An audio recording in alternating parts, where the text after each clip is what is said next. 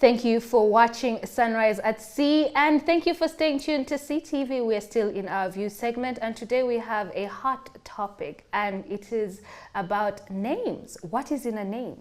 Is a rose still a rose by any other name? Today we're going to be discussing the origin of our names and who is entitled to name somebody. I am still with the ladies right here on Our Views. Welcome back. Thank you. So names are a hot topic among people who want to name their children, you know, from parents, grandparents, and aunties, with many parents looking through their family tree to find the appropriate name or the right ancestor to name their child after. I was minding my own business and scrolling through Twitter when I came across this tweet, and this lady said, if we are not married, it's my child, and I don't have to give my child that I carried for 9 months the last name of a man who isn't my husband. He's just the father, and there's no long ties to him. Even if we are remarried, she says, I beg your pardon, even if we are married, I don't need to give my kids my husband's last name. So ladies, who has the right to name a child? Both parents. Both parents, I think. And I agree with her because for my first son, he has my name. He has my father's name. I go by my maiden name. Yeah. But for my other 2 children with my husband, they have his last name, but I gave them both their first names. Yeah, and his parents gave them their second names. Yes, but I chose the first names. Yeah, so I think both of you, but I think that it becomes very complicated when because my parents-in-law wanted to name my sons. Yeah, yes. But I told him in a scenario where my parents were still alive and they also wanted to name my children, how would that work? Yes, they'll end up, you know, those people who have like, I am Tony, Quizera, this, that, all the names. Yes, so yes. Then you know there was a fight in there. Yes. Like, we are going to give you. I know someone whose parents were trying to name the kid, and everyone wanted the kid to have the name. So the kid literally has like 10 names, you know. Then Like you're feeling in your name, you're sampling your whole paper. So now you're feeling 2. You're feeling now 2 names. However, to answer your question, I do agree that yes, both parents need to name the kid. However, in my religion, it's actually advisable for the father to name the child. Yeah. In fact, when the child is actually born, you're supposed to take over your father's name. Yes. Now, for instance, if I'm called Kira, I need to be called Kira bint Muhammad. You know, if my dad is called Muhammad. Yeah. And for a girl, if it's a guy, then it has to be maybe Abdallah bint Bin. So in your family, you use surnames. You have a family name. Yes, we have a family name. All right. So by law, both parents have a right to name their child, and after a child is named and it's registered in the birth certificate, one parent cannot go ahead to change that child's name without the consent of the other parent. You can actually sue the other parent for having the name changed. The importance of naming a child and having to register, it's not just you register, you have to go on and register the child's name with NIRA, because it serves as proof of parents before the law to provide legal protection to their children. It also establishes citizenship and nationality of the child, and it proves the legal relationship between parents and the child. So there are 3 types or ways that you can name a child. Number 1 is through the patronymic system, and that is derived from the name of the father or a paternal ancestor. Then there is the surname, and it's a name that indicates to which family one person belongs to. Like Kira's family, everybody has a surname. The surname, the one name. And then there's the matronymic system, where a child is named based or given a name of the mother, grandmother, or any female ancestor. I was given my name through the patronymic system after my grandmother. Matronymic system. Yeah, matronymic system. Okay. Oh. So I was named after my grandmother. Quite interesting. And my name is a Greek name. It's a Greek name, and it's Apollo. Apollo. Yes. You know, last time everyone was wondering, where does Apollo come from? You know, everyone's like, it's a white name on the streets, you know, you see Apollo I Street think or it's a white something. Yes, honestly, this happened some time back. So briefly, my name Apollo from Greek methodology, and Greek Apollo was the god of light, music, and poetry, who drives the sun across the sky in a carriage, and also rules over healing and prophecy. I absolutely believe that I am the embodiment of my names, because of my name Apollo, because I am everything that this, I drive the sun around. I'm the sunshine in the sky. No, but in all seriousness, some research has also established that our names, you know, dictate our personality and even our future success. To some extent, Can yes. you imagine that? Yes. Like research was actually done to show that your name can actually influence every aspect Of your life. And the method of giving names, I'm just going to give this very briefly, was most of the systems around the world were influenced by the British system, because they were the biggest colonizers back then in the 18th and 19th century. And the first son was given the name of the father's father. Second son was given a name after the mother's father. The third son was after the father, and the fourth son after the father's eldest brother. The first daughter after the mother's mother. The second daughter after the father's mother. The third daughter after the mother, and the fourth daughter after the mother's eldest daughter. And the French, the Italians, and Polish use the system. Also here in Uganda, we use the system as well. So what about you, Shivan? Who has the right to name a child? Well, in my culture, both parents can give names. However, it's very important that grandparents also give names. So every time a child is born, a grandparent from my father's side, Yes. my grandmother gave me my name Auma, and it actually means sunshine.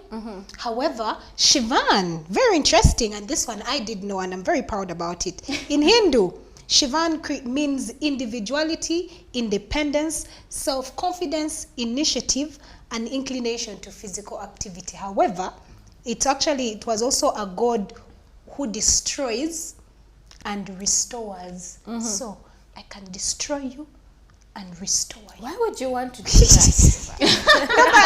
What I mean is, one, that's actually the meaning of my name. However, in India, Shivan is actually a goddess of beauty. So yeah. Black What beauty. about you, Sandra? Is it important for children to have a son name, or have to be, you know, named after someone in the family? Does that give a child a sense of identity to belong in that family, or is it important for people to just have their own names, like be your own person? No, I think I subscribe to surnames.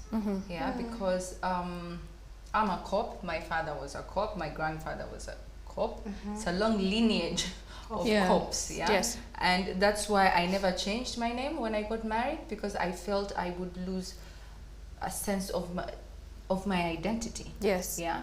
But my children, they are Masikos. They take my husband's name because I feel that is their lineage. Yes. They are not coming from my lineage. I cannot give them Cop. Yes. Yeah. And I didn't want to hyphenate it like this Cop Masiko. I'm like, no, they're going to follow their father's lineage. And I feel, I think it gives a sense of belonging, just as the way I have that sense of belonging to my father's and grandfather's name. I have that sense of belonging. So I would not like to rob them of that. Because also as years go by and you don't give surnames, you know, you could lose your family, like the family tree. You wouldn't know who is from where. Yes. So it's very important for the family tree and for kids and generations to come to know that we come from this family tree. I think it's very important. Don't you think that robs your people in your family, the family that you've started, from feeling like robs them of? Do you ever feel like it robs them from the sense that mom does not belong here? Like with your husband, you're not taking his name, and your kids saying, but mommy is Cop, all of us are Matsiko, who are you? Yes. Yes, it has come up, because even like most of the times if you're traveling or if you go to the hospital, they want to know, like, I'm Sandra Cop, so what's your relation to these children? I'm like, I am their mom. Yes. So they're like, why? You know? Yes. there's sort of a disconnect, not like my firstborn who is a cop like I am. Yes. So they only think I have one child. I'm like, no, but these other two are mine. And it also becomes very cumbersome when you're traveling, trying to do visas and what. Yeah. Even for myself, they ask me, what's your relation with this man? I'm like, he's my husband. And they give you the side eye. But where's the name?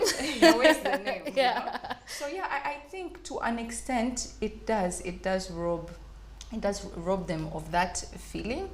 But I guess family is more than names, just like Yes. being with my husband is much more than a name. Yeah. It's like we share a life together. So it doesn't matter if I have his name, if I don't have his name, it doesn't matter. We share a life together and children together. That is true, but I don't have, my family, we all have our own names, but what our parents did was very clever. We all have the same initials. We are all AS. Yeah. All the girls are AS and all the boys are TO. So I understand how it gives everybody a sense of individuality, and family is more than just a name. But however, your surname could also be your passport, your ndagamuntu. When people are like, hey, who is it? Hey, Oh, so you're so Like and Sarah, so. she's getting special Like treatment when she went to the bank. Like how people thought she was related to Apollo and Sivambi. Sivambi. Like, Yes. are you? Yes, Please read the service. but seriously, like a surname can be your Ndagamuntu. Look at all the prominent families in this world. They all carry the names, from the Bushes to the Clintons to the Rothschilds to the Carters. You know, all of them. We know them. So, Shivan, do you think it's important to have a surname in your family? Do you have a surname? Yes, we do. However, in my particularly our family, you're left to decide. My parents will give you a name. Like now for my little sister, when she grew older, she decided that she actually wanted to take over my mom's name and not my dad's name. Yes. So for us, it's not a must of you have to take on the family surname. But I, for one, I totally subscribe to having a surname, because that is the way someone, when I say my name is Shivan, you may not understand where I come from. But when I say my name is Auma, then you'll understand, she actually comes from the East, Yes. you know. So for me, it is a sense of individuality, and for someone to easily identify me and who I am. Yes. And just before we go, I just want to give you a little bit of cultural history here. And the Basoga are, different tribes within Uganda and their naming systems. So with the Basoga, children are named after an ancestor. And it must be, you must start with the oldest ancestor of those days. Oh, wow. And if the elders are not sure of who the older ancestor is, they get 2 chicken, tie different colors of string on their legs and throw them on the roof. So the chicken that comes down, that is the name that they give. And then for the Baganda, they give names to remember their ancestors. It doesn't matter who died first or who lived longer. It's an ancestor who had a great reputation in public. It didn't matter what the name is, because certain names, many names represent different things. You could have the name that represents hunger or death or misfortune or whatever it is. But if that ancestor had a really great personality or was a good person in society, that's the name that they give you. In Toro, the children must be named after the father. And did you know that girls are supposed to be named 3 days after their birth? And the boys are named 4 days after their birth. But after the father, and then for the Lukbar, and these are names, especially people from the north, you are named after the situation your parents were in. So if your parents were suffering, you will get a name to mean suffering. And if your parents had you or were pregnant with you during a time of joy or celebration, they are going to name you after them. There's actually something that you've reminded me. Just allow me to point yes. out this real quick.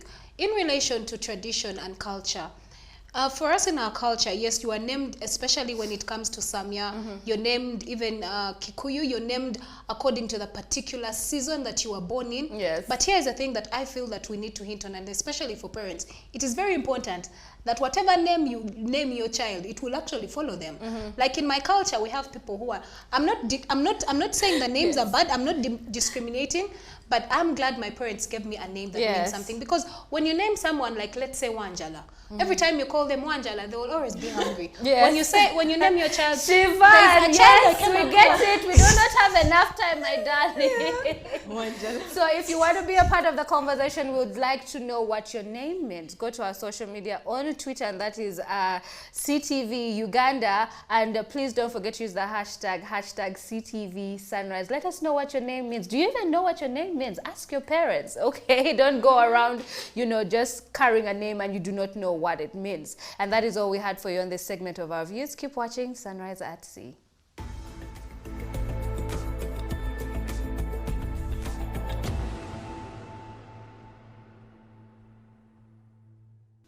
I hope you had a really great time with us today on Tuesday, 4th January 2022 on Sunrise at Sea. We had a wonderful time with you. Please, our conversations continue on our social media. Head on to Facebook, Twitter, and Instagram. Let us know your thoughts. We still would like to know. Remember, we are also always streaming on our Facebook page, and that is at CTV Uganda, and also on our website, www.ctv.co.ug.